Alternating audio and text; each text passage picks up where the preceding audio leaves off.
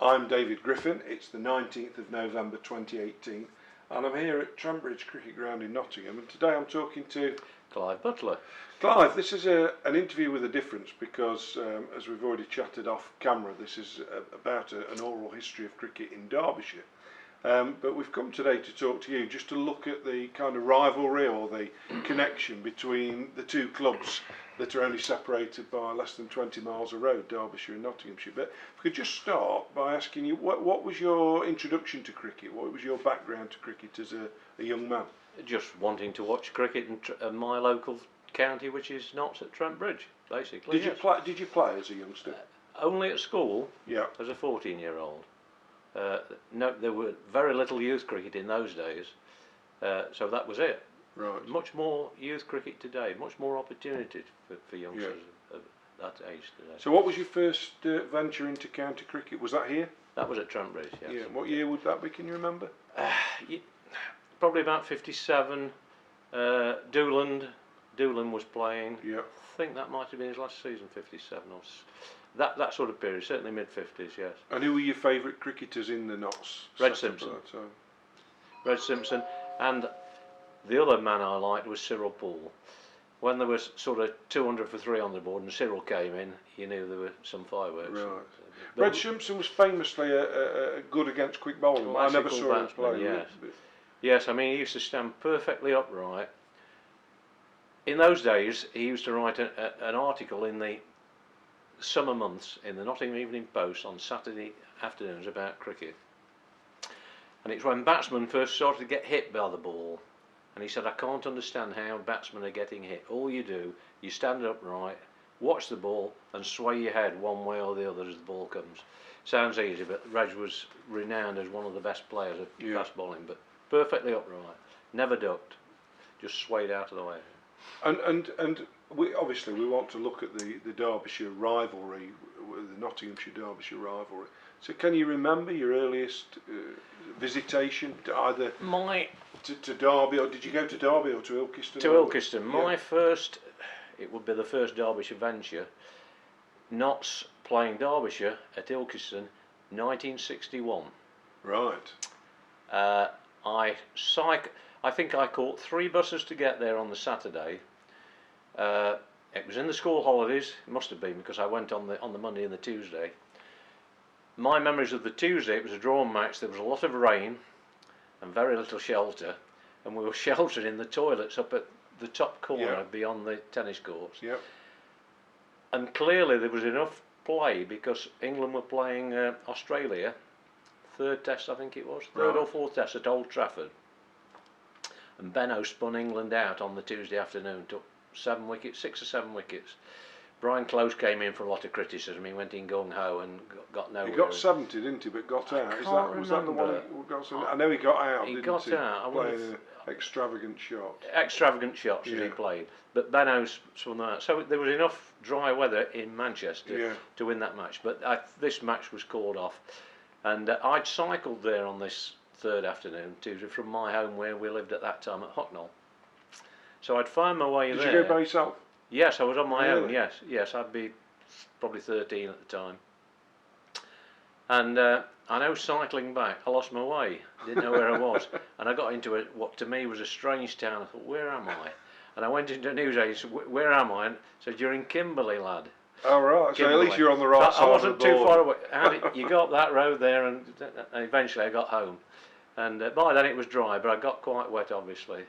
I can't imagine many 13-year-olds cycling. I mean, that would have been, what, a 20-odd mile round trip, easily? No. From Hucknall? Yeah. 15-mile round trip, I should think. Long enough, I would have thought. I used to cycle to here. Did you? In the school holidays, I'd cycle down here. You can't imagine it, can you? No. Cycling right through the centre of Nottingham. Much less traffic in those days. Bike there and cycle back again. And do you remember anything of that game at Ilkeston apart from the rain? No, I think Derbyshire got the whip hand. Les Jackson was playing. Right. Can't remember much beyond that about who made what. There wouldn't be a lot of runs scored, I don't think. There weren't in those days. I don't think there any outstanding batting went on. Well, and also Ilkeston was always notorious, wasn't it, for being a turning pitch, for spinners pitch. Yeah, I don't think it was in those days.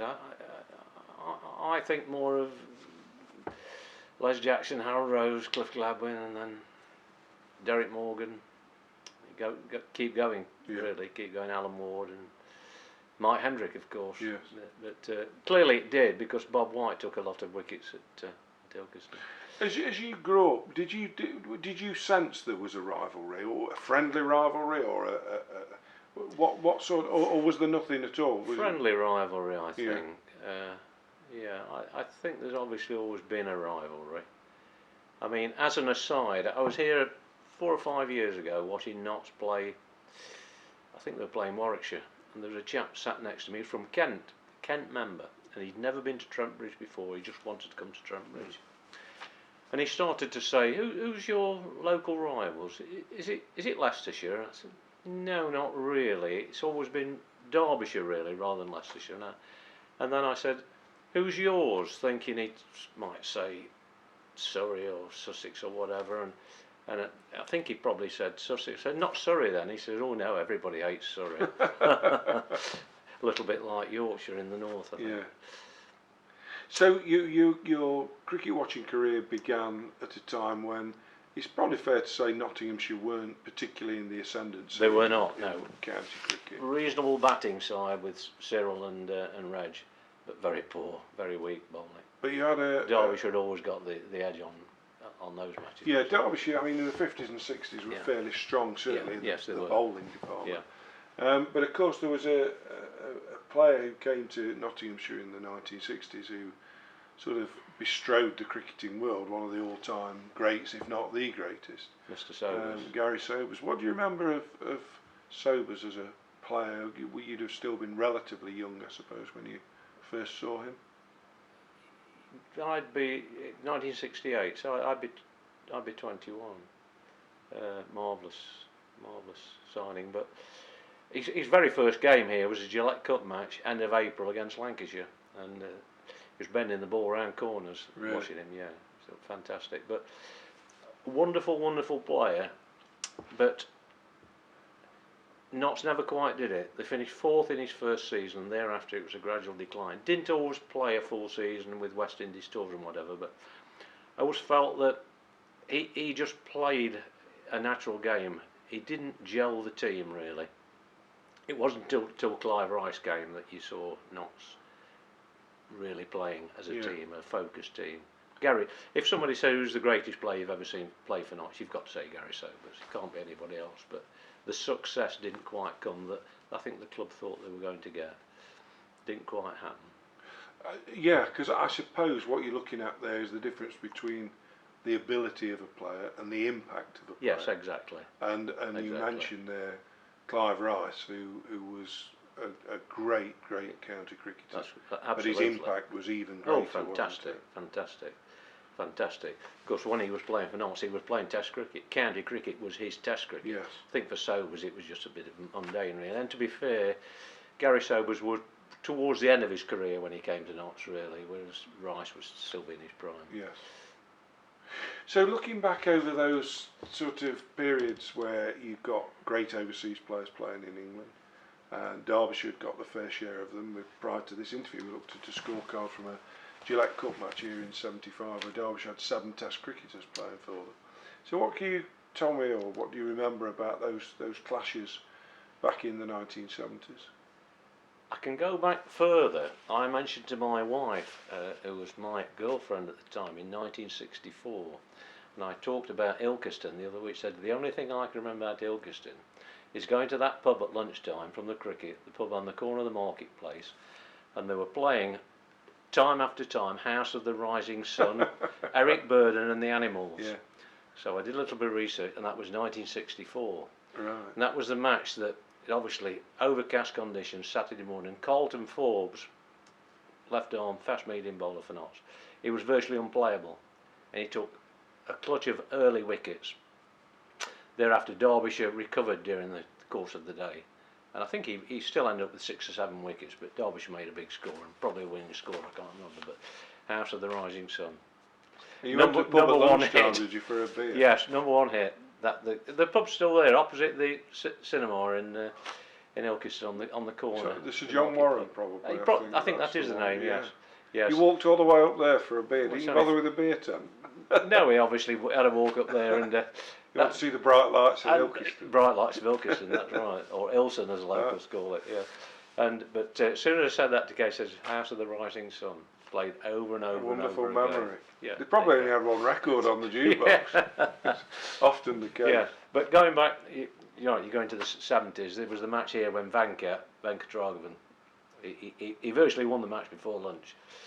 Bowled his 12 overs out for not many runs. This was Gillette Cup quarter final. It was Gillette Cup quarter final, yes. Bowlers had defected to Derbyshire by that point. Yeah. Derbyshire won the match easily, I think. Notts were probably favourites though for that because they played some good one-day cricket. Although, as I said, Derbyshire did have 7 Test players on the side. I mean, I don't think Sobers was playing that. No, he'd gone by then. Yeah. What year was that? 75. 70. That was he'd gone. 74 was his last season. Yeah. Then there was the famous one. Well, infamous in Notts. I think it was 81 at Derby. Again, a quarter final. Benson was it? Or would you like Benson? NatWest, first year of the NatWest. And Notts were favourite for that. Rice and Hadley were playing, but again, didn't make enough runs, and the Derbyshire bowling strangled them. Hadley had an incredible impact, didn't he? Hadley, he took certainly. He did the double, didn't he? Yeah. What were they? What was they were like? Because they were obviously both all-rounders, Rice and Hadley, but very different characters and very different cricketers. Hadley, by all accounts, very much an introverted character. Didn't mix in the dressing room. Takes all sorts. He was a very quiet man, but totally focused at what he was doing. And Clive Rice, of course, was Clive Rice. He was absolutely in charge. The manager at that point was Ken Taylor, but I think Ken Taylor left it to Clive Rice. Clive Rice, what he did was when nobody questioned him. You think those days have gone a little bit, really. If you think back to Brian Close, like Eddie Barlow and Clive Rice and these sort of people. It's interesting you talked about Rice when you said that this was his Test cricket, because I think that was the case for a few of them, wasn't it? For people like Ken McEwen and Barlow and Proctor and Barry Richards. There's some great South Africans. Barry Richards, absolutely. Yeah. Absolutely. Yes, I mean, to repeat what I said earlier, you say, well, Sobers is the best player, but the man who's made the biggest impact at Trent Bridge, Clive Rice, undoubtedly. Notts won the championship twice and probably should have won it on probably another couple of occasions as well. But yes, that was the side. Randall, Hemmings, French, Broad, Robinson, good side. Yeah. I know we always used to not say. I'd say we looked forward to playing Nottinghamshire, but I can remember particularly in one-day cricket. Had the Indian sign-overs after that 81 quarter final. It seemed that every time we played Notts, they put on Mike Bohr and Eddie Hemmings. And they just tied us in Notts because we had very attractive batsmen who liked to get on with it. But the minute you put the spinners on, it was a bit of a nightmare. So who was batting for Derbyshire at that point? Well, through the 80s, you'd got John Morris, Peter Bowler, Kim Barnett. Kim Barnett came and later. then obviously Chris Adams came through later on. And I remember there were some really titanic clashes in the championship, both here and at Derby, through the late 80s, early 90s, because Notts probably just had the edge, but Derbyshire had a pretty strong side too, got some good bowlers. I mean, you mentioned those international players playing for Derbyshire. Different world, really, to what we've got nowadays. Yes. Of course, they don't play. No. They don't play for the counties very much. Stuart Broad, I mean, how many games has he played for Notts over 10 years? Very few. Yes. Puts it in when he plays, but he's not allowed to play very often.